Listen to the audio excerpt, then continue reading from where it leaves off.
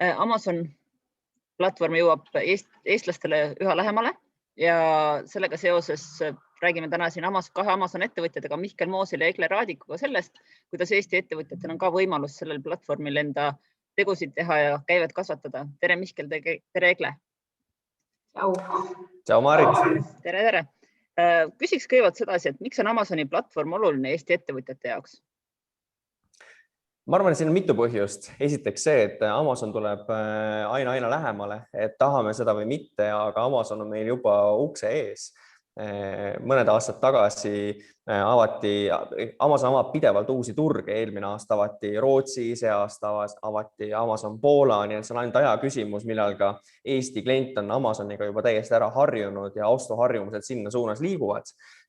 Ja teise põhjusena on potentsiaali võimalus, et kui Eestis näha palju vaeva, teha kõvasti tööd e-poega, siis need käibed on võib-olla 4- või 5-kohalised, aga umbes samasugust panust sisse pannes on võimalik Amazonis teha 6- ja 7-kohalisi käibeid. Et see proportsioon on lihtsalt ääretult suur, kuna turuks on ju terve maailm. Väga tore, maailm on valla. Aga Egle, kuidas alustada Amazoni platvormil toodete müüki üldse?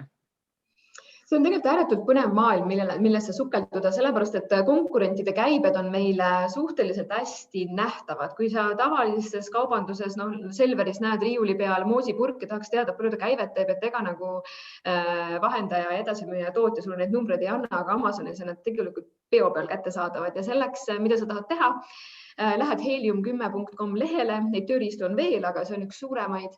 Registreerid endale konto, sa tegelikult ei pea mitte midagi maksma, tasuta kontoga saab teha otsinguid ja infot tõmmata alla ka. Ja laadid endale alla Helium10 Chrome'i laiendi ja lähed Amazoni lehele, trükid sisse oma toote sellise, spekuleerid, et mis võiks olla see kõige olulisem otsisõna, kuidas klient otsib sinu toodet Amazonis.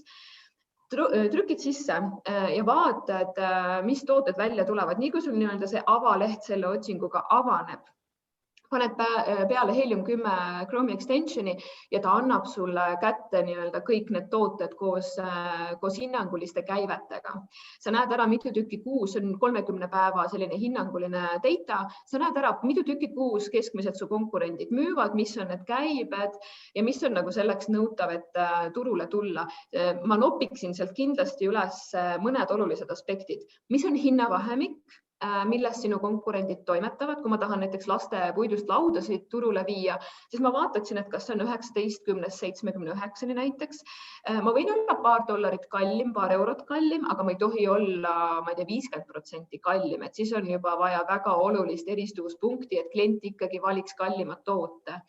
Ja teiseks ma vaataksin ära, kui palju on reviewsid konkurentidel. Kui konkurentidel on 20 000 review'd ja mina lähen uue inimesena peale ja mul on 0 review'd, et siis ei ole konkurentsi situatsioon päris minule kasuks, sest et konkurendi puhul on olemasolevad kliendid juba ära öelnud, et jaa, see on väga hea toode, ma soovitan seda.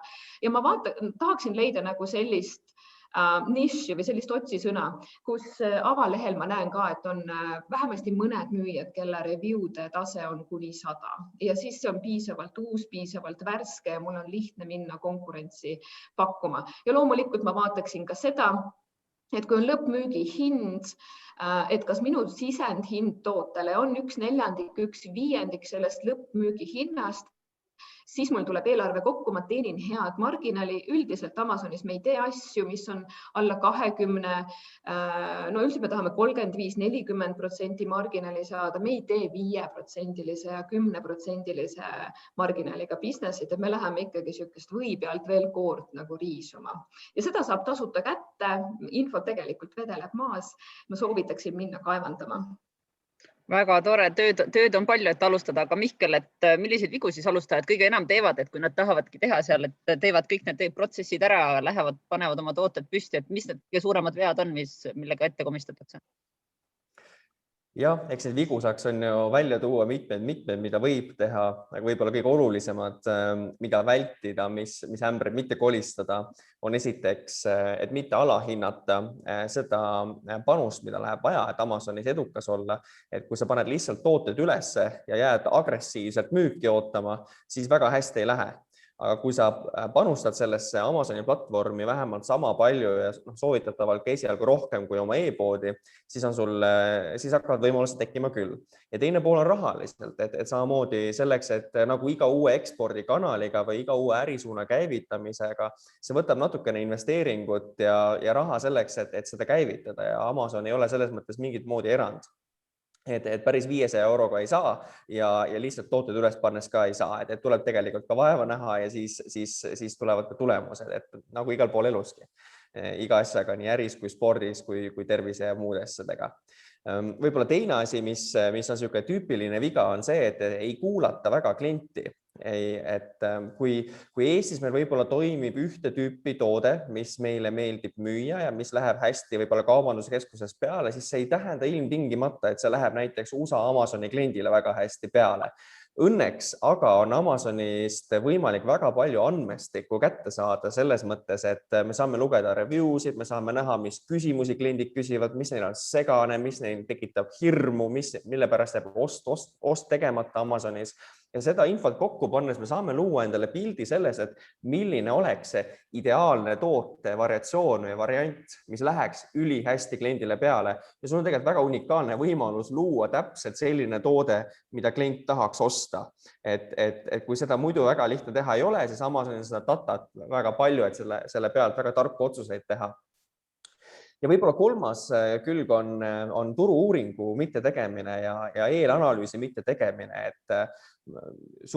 seda juhtub ikka, et minnakse võib-olla natuke liiga suure hurraaga peale ja ühel hetkel avastatakse, et sellel turul, sellele tootele ei olegi turgu. Aga siis, kui on juba pool aastat möödas, on seda võib-olla natukene juba halb avastada, kuigi seda saab väga hästi ennetada. Ehk siis on võimalik sul vaadata, nagu Egle rääkis ka, konkurentide nõudlust, või turunõudlust, konkurentsi tugevust ja siis hinnata selle põhjalt, et milline on see sinu ideaalne augukene, kus sa saad hästi esile tõsta ja õigel ajal õiges kohas kliendile välja tulla. Et see on hästi olulised sellised teemad, mida tuleks ennem üle vaadata, enne kui Amazonis alustada. Siin tundub palju põnevaid teemasid, mida avastada, et ma tean, et 12. juunil on tulemas ka Amazoni aastakonverents, et tooge nüüd 3 põhjust välja, miks tasub sinna kindlasti osalema tulla.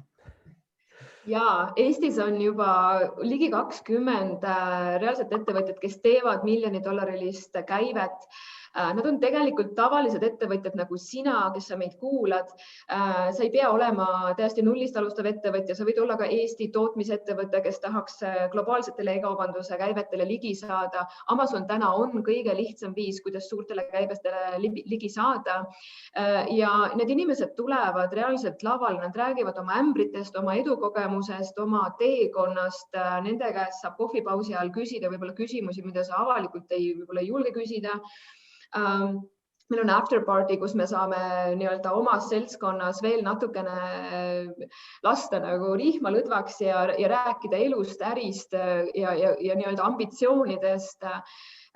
Kogemuste jagamine sellises õhkkonnas on lihtsalt nii väärtuslik, et kui sa tahad, siis sa võid seda teha päriselt. Kui sa tahad, sa võid seda teha online'i vaheldusel, kui COVID-i situatsioon sulle tundub ebaturvaline. Igal juhul konverents toimub ka füüsiliselt. Ja kohal olles nagu see vibe, mis tekib, on lihtsalt väga mõnus. Ma usun, et sellest saab online'is ka nagu mõnusasti osa. Meil on kohal ka välismaa spetsialistid rääkimaks näiteks makstud reklaamist, mis Amazonis on hetkel päris oluliseks teemaks muutumas. Ja mõnedest teistest sellistest hästi huvitavatest häkkidest ja nippidest, kuidas turuosa kergemini enda kätte võita ja need inimesed tulevad reaalselt välismaalt kohale, et meile oma parimaid teadmisi edasi anda. Nii et me oleme, ja see on kord aastas vaid, et me saame kokku, et rohkem neid sündmuseid täna ei toimu.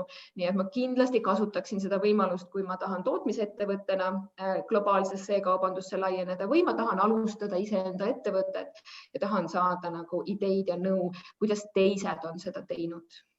Väga vinge. Igastahes mul on hea meel, et kohtume siis kõigi kuulajate, vaatajatega 12. juunil. Kohtumiseni. Ciao.